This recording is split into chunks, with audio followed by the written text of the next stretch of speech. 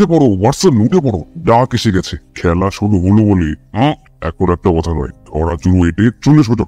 10 minute পরেই আমাদের নিয়ে নিস্তব্ধ পথ কাঁপিয়ে একটা ভাড়াটে ঘোড়ার গাড়ি ছুটে চলল শেরিং ক্রস স্টেশনের দিকে। ভোরের প্রথম আলো তখন সবে দেখা দিচ্ছে পূব দিগন্তে।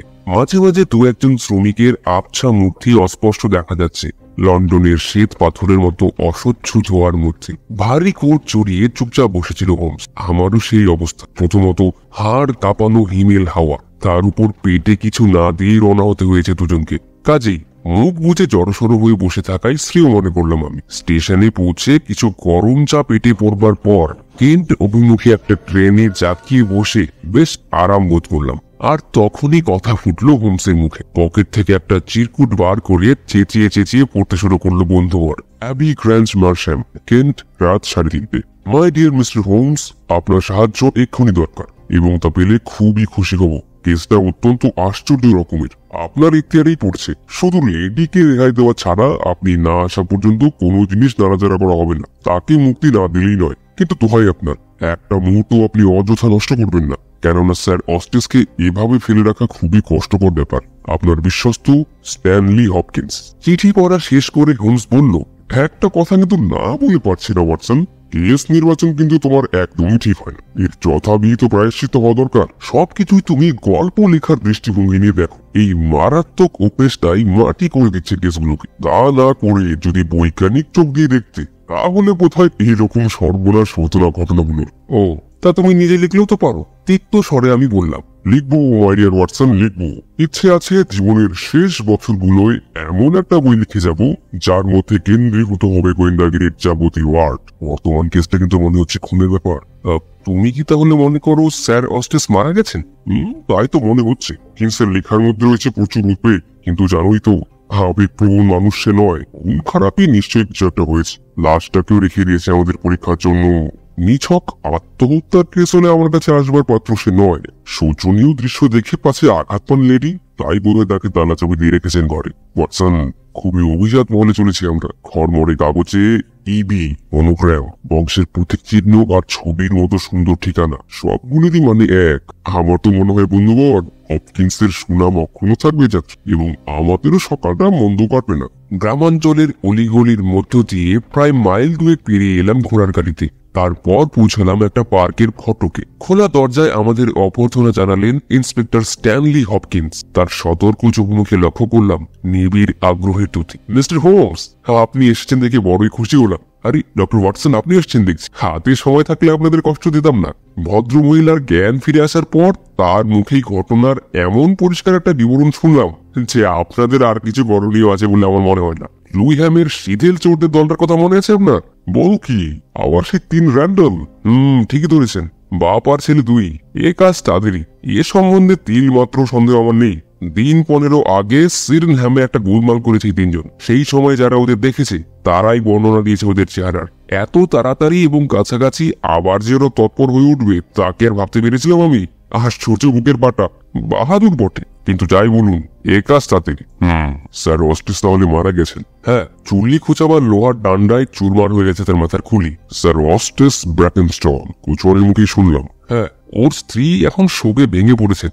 বেচারি, বড় ভয়ঙ্কর অভিজ্ঞতা সঞ্চয় করতে হয়েছে ওকে। প্রথমবার এসে তো দেখলাম প্রায় আত্মরা হয়ে গিয়েছিলেন তিনি। আমার মনে হয় আপনার উচিত প্রথমেই তার সঙ্গে দেখা করে ঘটনাটি আত্মবন্ত শুনে নাও। তারপর নয় সবাই মিলে খাওয়ার ঘরটা পরীক্ষা করা যাবে। লেডি ব্র্যাকেনস্টল সাধারণ মহিলা নন। এরকম আভিজাত্যপূর্ণ তনু, রমণীয় কান্তি আর এত সুন্দর মুখ কদাচিৎ চোখে পড়ে। বর বর্ণিনী যুবতী, বড় মিষ্টি ফুলফুরে চেহারা তার। সোনালী রঙের চুল, নীল রঙের চোখ। চুল চোখের সাথে গায়ের রঙও নিশ্চয়ই মানানসই ছিল কাল রাতের ভয়াবহ অভিজ্ঞতার আগে পর্যন্ত।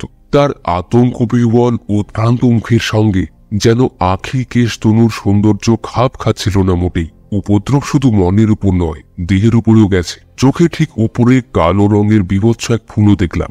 অতি যত্নে ভিনিগার আর জল দিয়ে এক নাগারে ফুলোটা ধুয়ে দিচ্ছিল পরিচারিকা। মুখে তার তপকৃশ রুক্ষতার ছাপ, মাথায় বেশ লম্বা। কোচের উপর শ্রান্ত দেহে আর হয়ে শুয়েছিলেন লেডি ব্র্যাকেনস্টল।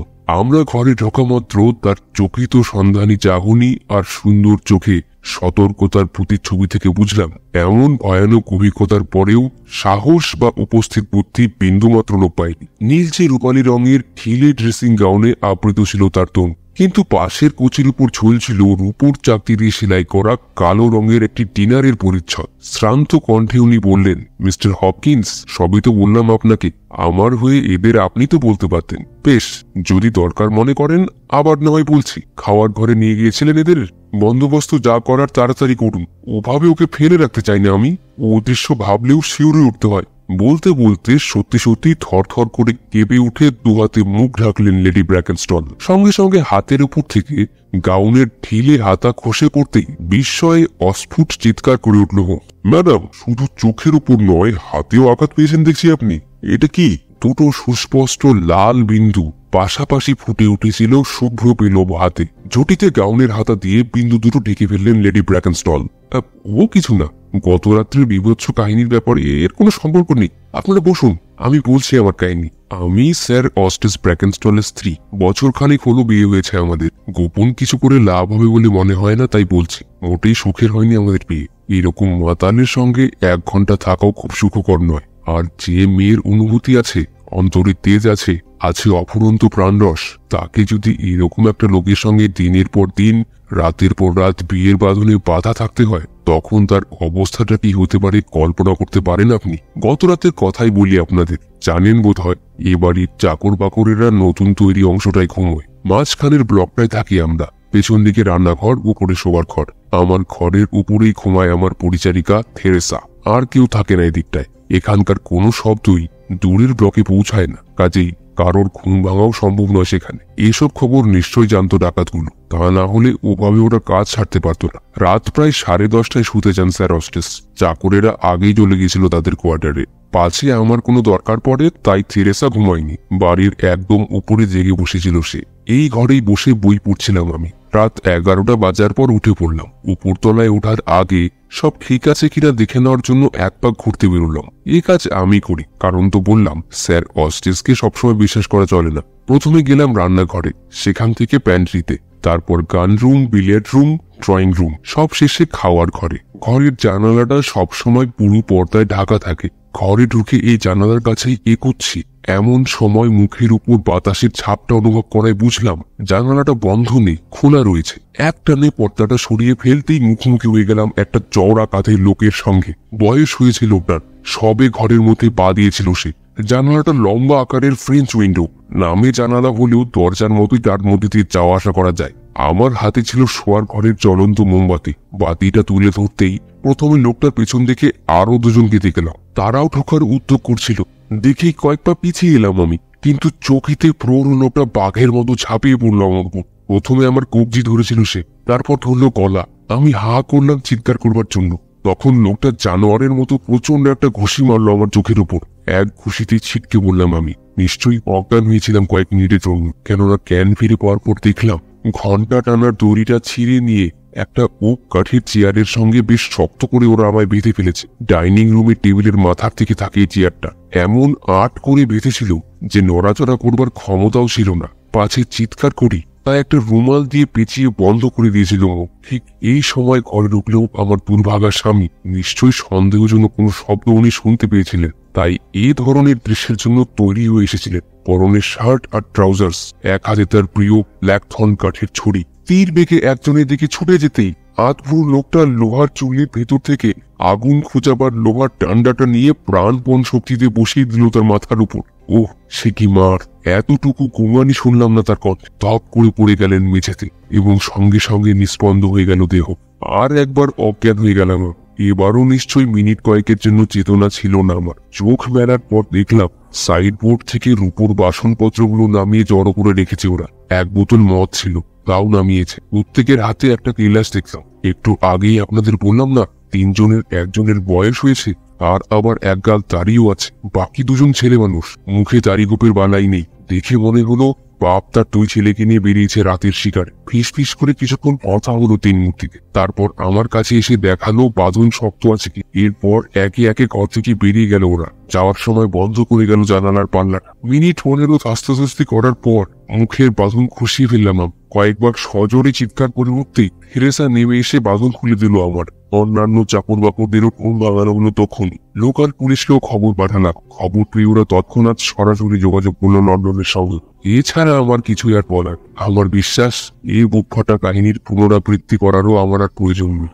কোনো প্রশ্ন করবেন না মিস্টার হোমস? হপকিন্স জিজ্ঞেস করলো। না, একে আর বিরক্ত করার ইচ্ছে আমার নেই।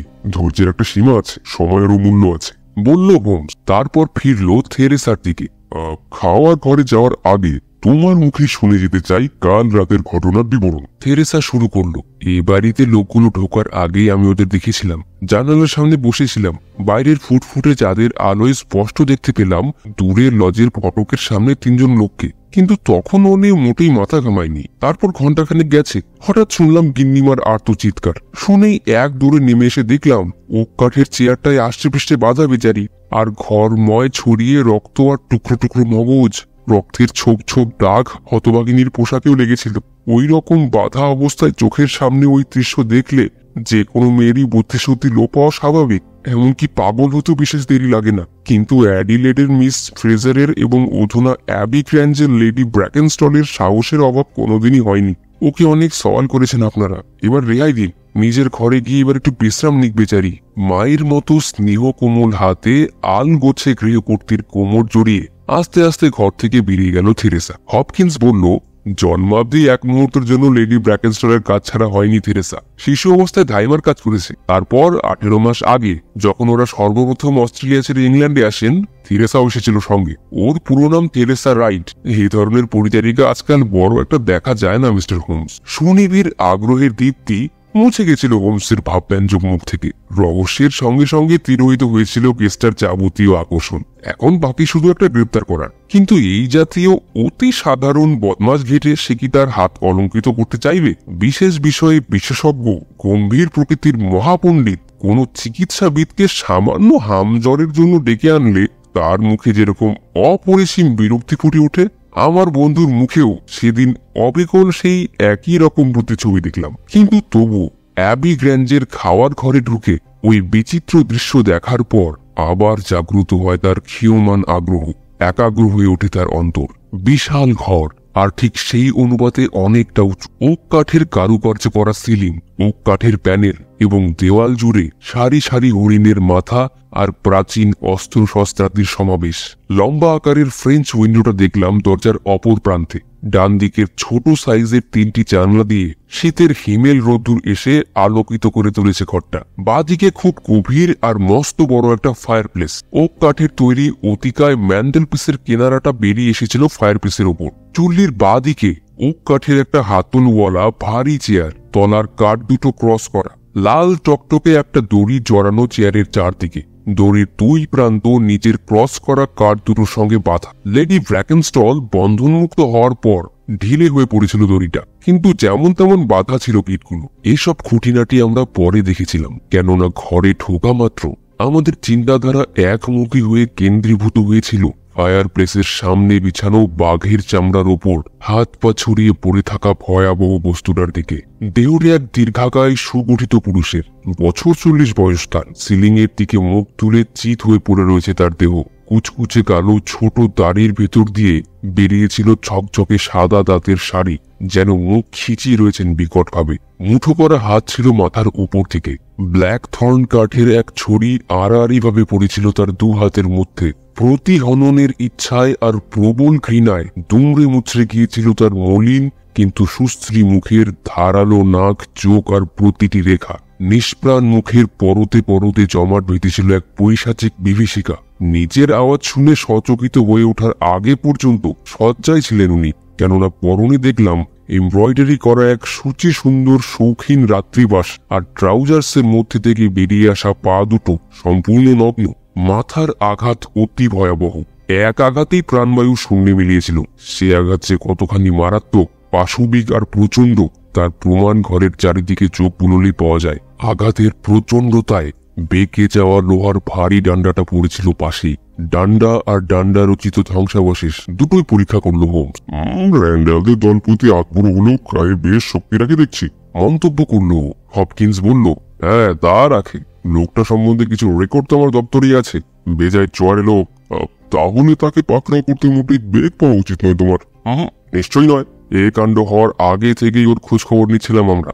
অনেকের ধারণা ছিল ও নাকি আমেরিকায় পালিয়েছে, এখন তো দেখছি পুরো দলটা এখানে রয়েছে। এবার বাচ্চা ধুনেরা চোখে সর্ষে ফুল দেখবে আমাদের চোখে তুলো দিতে। বন্দরে বন্দরে খবর চলে গেছে, আজ সন্ধ্যের আগে একটা পুরস্কার ঘোষণা করে দেওয়া হবে। কিন্তু আমার খটকা লাগছে শুধু একটা কথা ভেবে, ওরা জানতো ওদের চেহারার নিখুঁত বর্ণনা যথাসময়ে লেডি ব্ল্যাকেনস্টলের মুখে শুনতে পাবে পুলিশ, এবং সে বর্ণনা শুনলে তিনজনকে শনাক্ত করতে মোটেই বেগ পেতে হবে না। এসব জেনেও এরকম উন্মাদের মতো কাণ্ডটা ওরা কেন করল? এক্স্যাক্ট, এই ঘটনা শুনলেই মনের মধ্যে একটা খটকা থেকে যায় যে ভদ্রমহিলাকে শেষ করে ফেললেই তো গোল চুকে যেত। আমি বললাম, ওরা হয়তো ধারণাও করতে পারেনি যে আবার জ্ঞান ফিরে পেতে পারেন উনি। তা হলেও হতে পারে, অজ্ঞান অবস্থায় দেখে ভদ্রমহিলাকে হত্যার চেষ্টা হয়তো করেনি ওরা। ভালো কথা হপকিন্স, স্যার অস্ট্রেস সম্বন্ধে কিছু খবর টবর করেছ?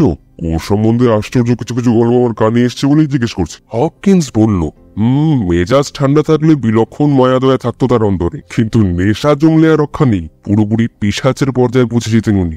একদিন মদ রাখার ডিক্যান্টার ছুড়ে মেরেছিলেন থেরেসাকে, এ নিয়েও কম গন্ডগোল হয়নি। আপনাকে শুধু বলে রাখি, স্যার অস্ট্রেসের অবর্তমানে সুখেই থাকবেন নিবারের সবাই। কি দেখছেন? নিচু হয়ে বসে পড়ে চেয়ারের চারিদিকে জড়ানো লাল দড়ির গিটগুলো পরীক্ষা করছিল হোমস। মুখের প্রতিটি রেখায় নিবিড় তন্ময়তার নিখুঁত অভিব্যক্তি। টান মেরে দড়িগুলোকে ছিঁড়েছিল চোরের দল। গিটগুলো দেখা শেষ হবার পর শুভ বার করা ছেঁড়া প্রান্তটা খুঁটিয়ে খুঁটিয়ে দেখতে লাগলো। তারপর বলল, দড়িটা ছেঁড়ার সময় বেশ জোরেই টানতে হয়েছিল, ফলে রান্নাঘরের ঘন্টাটাও নিশ্চয়ই বেজে উঠেছিল দারুণ শব্দে। হ্যাঁ, বাজালেও কেউ তা শুনতে পায়নি, কিন্তু রান্নাঘরটা এবারের একদম পেছন দিকে তো। কিন্তু চোরেরা জানলো কি করে যে কেউ শুনতে পাবে না? এরকম বেপরোয়া ভাবে ঘন্টার দড়ি টানার সাহস ওরা পেল কোত্থেকে? ঠিকই বলেছেন মিস্টার হোমস, ঠিকই বলেছেন। আমি নিজেও এই প্রশ্ন বারবার করেছি নিজেকে। লোকটা যে বাড়ির সব খবরই রাখতো, সে বিষয়ে কোন রকম সন্দেহেরই অবকাশ থাকতে পারে না। খুব ভালো করে সে জানে যে বাড়ির প্রতিটা চাকর সে সময় শুতে চলে যায় দূরের কোয়ার্টারে। রান্নাঘরের ঘন্টার আওয়াজ কারো কানে পৌঁছানো সম্ভব নয়। চাকর বাকরদের কারো সঙ্গে নিশ্চয় যোগসাজশ ছিল ওর। তাই হবে, এছাড়া কিছু হতে পারে না। কিন্তু ব্যাপার কি জানেন, বাড়ির 8 জন চাকরের প্রত্যেকেরই স্বভাব চরিত্র ভালো। হোমস বলল, আর কারো কথা জানি না, কিন্তু একজনের উপর আপনা হতে সন্দেহ এসে পড়ছে। সে হলো থেরেসা, যার মাথা লক্ষ্য করে ডিক্যান্টার ছুড়ে মেরেছিলেন স্যার অস্টেস। কিন্তু সে আবার লেডির একান্ত অনুগত, এবং প্রতিহিংসা নিতে যাওয়া মানেই তার সঙ্গে বিশ্বাসঘাতকতা করা। খুবই তুচ্ছ একটা পয়েন্ট এটা। ব্র্যান্ডেলকে হাজতে পড়ার পর তার দুষ্কর্মের সঙ্গীদের খুঁজে বার করতেও বিশেষ বেগ পেতে হবে না তোমার। লেডি ব্র্যাকেনস্টলের কাহিনী একেবারে সত্যি। ঘরের প্রতিটি জিনিসই তার চাক্ষুষ প্রমাণ। বলতে বলতে ফ্রেঞ্চ উইন্ডোর সামনে গিয়ে জানালাটা খুলে দিল সে। এখানে আর কোনো চিহ্ন নেই, জমি লোহার মতো শক্ত, পায়ের ছাপ পাওয়ার আশা দুরাশা। ম্যান্টেল পিসের উপরে রাখা মোমবাতিগুলো জ্বালানো হয়েছিল দেখছি। হ্যাঁ হয়েছিল, ওই আলোয় আর লেডির শোয়ার ঘরের মোমবাতির আলোয় পথ চিনের চম্পট দিয়েছিল চোরেরা। তার যাওয়ার সময় কি নিয়ে গেছে? বেশি কিছু নয়, সাইডবোর্ডে রাখা মাত্র 8 ডজন প্লেট। লেডির মতে স্যার অস্টেসের মৃত্যুতে ওরা এমনই বিচলিত হয়ে পড়েছিল যে সারা বাড়ি লুট করার হয়ে ওঠে। অন্য সময় হলে অবশ্যই এত অর্ডার পড়তে রেহাই দিত না। খাঁটি কথাই বলেছে। ওরা তো মদও খেয়েছে, তাই না? নার্ভ শক্ত রাখার জন্য হয়তো খেয়ে। সাইডবোর্ডে ওই গেলাস 3টি থেকে হাত দেয়নি তো? না না না না, বোতলগুলো ওরা যেভাবে রেখেছে সেইভাবে রেখেছি আমি। চলো তাহলে ওইগুলোই দেখা যাক। আরে আরে, এ কি? পাশাপাশি 3টে গিলাস সাজানো ছিল সাইডবোর্ডে। মদের দাগ লেগেছিল প্রত্যেকটার ভেতরে। অনেকদিন রেখে দেওয়ার ফলে বহু পুরনো মদের দ্বিতীয়বারের মতো যে সর পড়ে, তারই খানিকটা তলানি দেখলাম একটা গিলাসের নিচে। 3 ভাগের 2 ভাগ ভর্তি বোতলটা ছিল তার পাশে। সুরার রঙে গভীরভাবে রাঙানো লম্বা আকারের একটা ছিপি পড়েছিল একদিকে। ছিপি আর বোতলের গায়ের ধুলোর পুরু স্তর দেখেই বুঝলাম দ্রাক্ষারসটি সাধারণ মদিরা নয়, এবং সেরা জিনিসটি চেখে গেছে খুনিরা।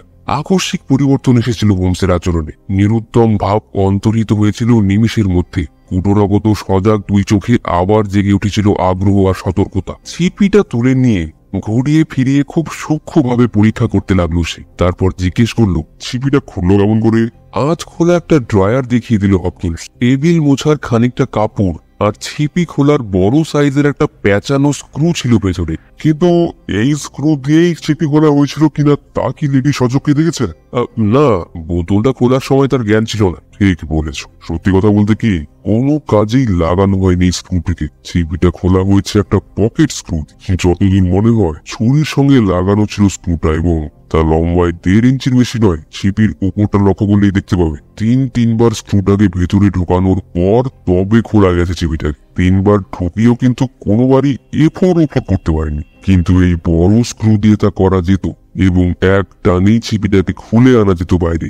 অকেন্স লোকটাকে গ্রেপ্তার করতে পারলে তার পকেটে একটা ছুরি পাবে। ছুরিটার ফলা একটা নয়, অনেকগুলো এবং অনেক রকমের। চমৎকার উচ্ছ্বসিত হয়ে ওঠে হপকিন্স। কিন্তু হপকিন্স, এই কেলাস দুটোই যে আমার বুদ্ধি শুদ্ধি গুলিয়ে দিচ্ছে। লেডি সত্যি 3জনকে সুরাপান করতে দেখেছিলেন, তাই না? দেখেছিলেন শব্দটার উপর সামান্য জোর দেয় হোমস। নিশ্চয়ই এ সম্পর্কে তার কোনো অস্পষ্টতা নেই জবানবন্দিতে। তাহলে জগনিকা বলবে প্রসব, তাছাড়া আর কি করা যায় বল। কিন্তু গিলাস থিংটি যে রীতিমতো অসাধারণ, তা কিন্তু তোমায় মেনে নিতেই হবে হপকিন্স। কি বললে? আশ্চর্য হওয়ার মতো কিছু দেখতে পাচ্ছ না? বেশ, তাহলে না হয় থাক। আসলে আমার মতো কেউ যদি কোনো বিশেষ জ্ঞান বা বিশেষ ক্ষমতাকে বিশেষভাবে রপ্ত করে থাকে, তখন হয় কি, সোজা জিনিস ঠিক চোখে সে দেখে উঠতে পারে না। হাতের কাছে থাকা সহজ সমাধান উপেক্ষা করে। জটিল আর দুর্বোধ্য উত্তরের পিছনে ধাওয়া করার আকাঙ্ক্ষা প্রবল হয়ে ওঠে তার মনে।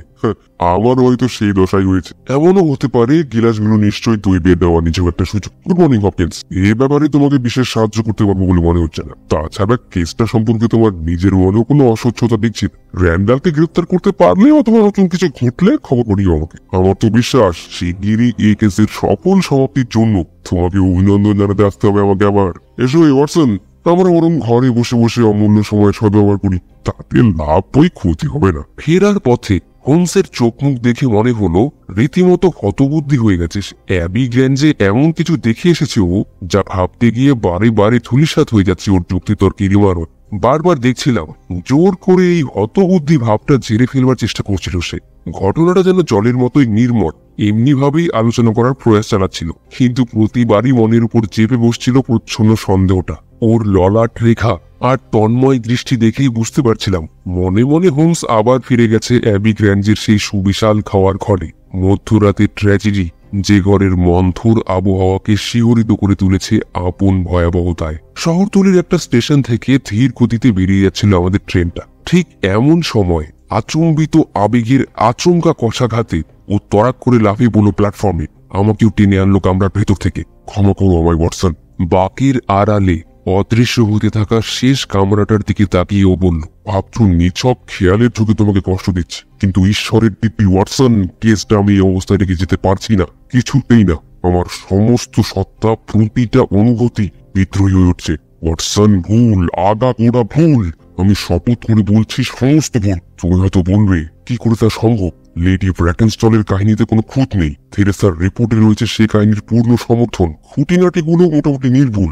এসবের বিরুদ্ধে খাড়া করার মতো মাল মশলা কি? 3টে মদের গিলাস, ব্যাস, আর কিছু না। কিন্তু কারো উপর নির্ভর না করে যদি সরাসরি কেসটা আমরা হাতে নিতাম, কারো কাটছাট গল্প না শুনে নিজের মনকে আবৃত না করতাম, সরেজমিনে তদন্ত এসে প্রথম থেকেই সবকিছু মেনে না নিয়ে হুঁশিয়ার হয়ে তন্ন তন্ন করে পরীক্ষা করে দেখতাম সবকিছু, তাহলে কি তদন্ত চালিয়ে যাওয়ার মতো এর চাইতেও জরুরি কোনো পয়েন্ট আমি আবিষ্কার করতে পারতাম না? নিশ্চয়ই পারতাম। বেঞ্চটায় বসো ওয়াটসন, আমাদের ট্রেন না আসা পর্যন্ত বসে বসে শোনো। তার আগে একটা আবেদন আছে। লেডি অথবা তার পরিচারিকার কাহিনী যে নির্ভেজাল সত্যি হতে হবে, এরকম ধরনের কোনো ধারণা যদি তোমার মাথায় থেকে থাকে, তবে অবিলম্বে তাকে বিনা দ্বিধায় নির্বাসন দাও। ভদ্র মহিলার মন ভোলানো ব্যক্তিত্ব যেন আমাদের বিচার বুদ্ধিকে আচ্ছন্ন না করে। এমন কতগুলো পয়েন্ট রয়েছে লেডির কাহিনীতে, যা নিয়ে ঠান্ডা মাথায় একটু ভাবলেই সন্দেহ হয়। মাত্র 3-15 আগে সিডনহ্যামে বেশ বড় রকমের একটা কাণ্ড করে এসেছে র্যান্ডেল বাহিনী। এদের কীর্তিকলাপের বিবরণ আর দৈহিক বর্ণনা কাগজে বেরিয়েছিল। কাজে কেউ যদি মন গড়া গল্পের মধ্যে ওই চোরদের দিয়ে কোনো দৃশ্য অভিনীত করতে চায়, তাহলে সহজেই এরা এসে পড়বে সেই সব চরিত্র। কিন্তু আসলে কি হয় জানো, চোরেরা যদি বেশ কিছুদিন নাকে তেল দিয়ে ঘুমানোর মতো মোটা তাও মারতে পারে, তাহলে নতুন কোনো বিপদের মধ্যে নাক না গলিয়ে নিশ্চিন্ত মনে চোরাই অর্থ নিজেদের ভোগে লাগিয়ে নিতে চায় পরম শান্তিতে। এইটাই তো নিয়ম। আবার দেখো, রাত গভীর হতে না হতেই এত সকাল সকাল তৎপর হয়ে ওঠাটা চোরেদের পক্ষে খুবই অস্বাভাবিক। স্ত্রী লোকের চেঁচানি বন্ধ করার জন্য ঘুষি মারাও চোরেদের পক্ষে অস্বাভাবিক, কেননা সবাই জানে চিৎকারটা তাতেই বরং বেশি হওয়া স্বাভাবিক। খুন করাও তাদের পক্ষে অস্বাভাবিক, বিশেষ করে ওরা যখন সংখ্যায় বেশি। একজনকে কাবু করে ফেলা এমন কিছু কঠিন নয় তিনটি পুরুষের পক্ষে। নাগালের মধ্যে প্রচুর লোভনীয় জিনিস থাকা সত্ত্বেও এত অল্পে সন্তুষ্ট থাকাটাও তাদের পক্ষে অস্বাভাবিক। সব শেষে দামি দুষ্প্রাপ্য মদের অর্ধেকও না খেয়ে ফেলে রেখে যাওয়াটা তাদের মতো লোকেদের পক্ষে রীতিমতো অস্বাভাবিক। ওয়াটসন, এবার বলো, এতগুলো অস্বাভাবিকতা শুনে কি মনে হয় তোমার? হ্যাঁ, অস্বাভাবিকতাগুলোর সম্মিলিত ফলাফল নিশ্চয়ই ভাববার মতো। তাছাড়া আলাদা আলাদা ভাবে দেখতে গেলে আবার প্রতিটাই সম্ভব। সবচেয়ে অস্বাভাবিক ব্যাপার অন্তত আমার কাছে যা মনে হয় তা হলো ভদ্রমহিলাকে চেয়ারের সঙ্গে বেঁধে রেখে যাওয়া। এ সম্পর্কে অবশ্য আমি নিশ্চিত নই ওয়াটসন, কেননা দুটো পথ খোলা ছিল দুর্বৃত্তদের সামনে। হয় ওকে খতম করে দেওয়া, না হয় এমন ভাবে বেঁধে রেখে যাওয়া যাতে ওদের অন্তর্ধানের সঙ্গে সঙ্গে উনি শোরগোল তুলতে না পারেন। সে যাই হোক, লেডি ব্র্যাকেনস্টলের কাহিনীতে কোথাও না কোথাও অবিশ্বাসের একটা কণিকা যে লুকিয়ে আছে তা আমি দেখতে পেয়েছি, তা নয় কি? আর এখন এ সব কিছুর উপরে আসছে তিনটি মদের গ্লাসের রহস্য। মদের গ্লাসের রহস্য? মনের চোখ দিয়ে গ্লাসগুলোকে দেখতে পাচ্ছ তো? হ্যাঁ, ছবির মতো। লেডি ব্র্যাকেনস্টল বলেছেন গ্লাসগুলো নিয়ে মদ খেয়েছে তিনজন পুরুষ। জবানবন্দির এই অংশটুকুর সম্ভাব্যতা সম্বন্ধে তোমার মনে কি কোনো খটকা যাচ্ছে? সম্ভবই বা নয় কেন শুনি? প্রত্যেকটা গ্লাসই তো মদ ছিল। মোটেই না, স্বরে ভর্তি ছিল বোতলটা। কাজেই প্রথম দুটো গেলাসে কোনো স্বর পড়ল না, কিন্তু তৃতীয়টায় পড়লো প্রচুর পরিমাণে। এরকম উদ্ভট ধারণা মনে আনতে কষ্ট হয়। মাত্র দুটো ব্যাখ্যা আছে রহস্যের। একটা হলো দ্বিতীয় গিলাসটা ভরবার পর বেশ জোরে চাকিয়ে নেওয়া হয়েছিল বোতলটা, তাই স্বরগুলো পড়েছে শেষের গিলাসে। কিন্তু এ সম্ভাবনা কষ্ট কল্পিত এবং মোটেই সম্ভব বলে মনে হয় না। না না না না না ওয়াটসন, আমার অনুমানই সত্য, কোনো ভুল নেই তাতে। তোমার কি অনুমান শুনি? মদ খাওয়া হয়েছে মাত্র দুটি গিলাস থেকে। ঘটনাস্থলে যে তিনজন হাজির ছিল এমনি একটা মিথ্যে ধারণা সৃষ্টি করার উদ্দেশ্যে দুটি গিলাসের তলানি ঢেলে দেওয়া হয়েছে তৃতীয় গিলাসে। তাহলে সমস্ত স্বর এসে পড়েছে শেষের গিলাসে, তাই নয় কি? হ্যাঁ তাই, আমার দৃঢ় বিশ্বাস তাই। কিন্তু এই ছোট্ট কিন্তু অদ্ভুত ব্যাপারটার সত্য ব্যাখ্যা যদি আবিষ্কার করতে পেরে থাকি, তাহলে কেসটা এক লাফে সাধারণ থেকে উঠে এসেছে রীতিমতো অসাধারণের পর্যায়ে। কেননা এসব কিছুর একমাত্র সহজ সরল ব্যাখ্যা হলো এই যে লেডি ব্র্যাকেনস্টল এবং তার পরিচারিকা থেরেসা স্বেচ্ছায় এবং উদ্দেশ্যমূলকভাবে সম্পূর্ণ মিথ্যের আশ্রয় নিয়ে একটা আশারে গল্প শুনিয়েছেন আমাদের, এবং এ গল্পের এক বর্ণ বিশ্বাসযোগ্য নয়। আসল অপরাধীকে এভাবে আড়াল করে রাখার পেছনে নিশ্চয়ই বড় রকমের কোনো কারণ আছে ওদের। এ রহস্যের সন্তোষজনক মীমাংসায় পৌঁছতে হলে তাদের কোনো রকম সাহায্য না নিয়ে নিজেদেরই করে তুলতে হবে তদন্তের বুনিয়াদ। বর্তমানে এটাই হলো আমাদের একমাত্র কর্তব্য। পার্সন, আমাদের ট্রেন এসে গেছে। আমাদের আবার ফিরে আসতে দেখে অবাক হয়ে গেল অ্যাবি গ্র্যাঞ্জের অধিবাসীরা। কিন্তু শার্লক হোমস যখনই শুনল যে লেস্ট্রেট হেডকোয়ার্টারে গেছে তার রিপোর্ট পেশ করতে, সঙ্গে সঙ্গে কাল বিলম্ব না করে দখল করে বসলো খাওয়ার ঘরটা। ভেতর থেকে তালা এঁটে দিয়ে শুরু হলো ছাড়া 2 ঘন্টা ধরে অত্যন্ত সূক্ষ্ম আর শ্রমসাধ্য তদন্ত পর্ব। পূর্ব অভিজ্ঞতা থেকে জেনেছি ঠিক এমনি ধরনের মজবুত বুনিয়াদের উপর ধীরে ধীরে গড়ে ওঠে অবরোহ পদ্ধতি অনুসারে পাওয়া শার্লক হোমসের অতি উজ্জ্বল অনুমান ইমারত। জটিল বৈজ্ঞানিক তথ্য হাতে নাতে প্রমাণ করার সময় অনুগত ছাত্র যেমন অধ্যাপকের দিকে বিমুগ্ধ দৃষ্টিতে তাকিয়ে থাকে, আমিও ঘরের কোণে বসে নিঃশব্দে তার তাক লাগানো গবেষণার প্রতিটি ধাপ অনুসরণ করতে লাগলাম একাগ্র মনে। জানালা, পর্দা, কার্পেট, চেয়ার, দড়ি, পরপর প্রতিটি জিনিস খুঁটিয়ে খুঁটিয়ে পরীক্ষা করল হোমস। প্রতিবার পরীক্ষা শেষে তন্ময় হয়ে রইল চিন্তায়। মৃতদেহ সরিয়ে নেওয়া হয়েছিল ঘর থেকে, এছাড়া ঘরের আর কোনো জিনিস নাড়াচাড়া করা হয়নি। তারপর হঠাৎ আমাকে অবাক করে দিয়ে অতিকায় ম্যান্টেল পিস বেয়ে উপরে উঠতে লাগলো হোমস। উপরে ওঠার পরও মাথা থেকে বেশ খানিকটা উঁচুতে চলতে লাগলো লাল দড়ির এতটুকু একটা প্রান্তভাগ। তারের সঙ্গে তখনও দড়িটুকু লেগেছিল।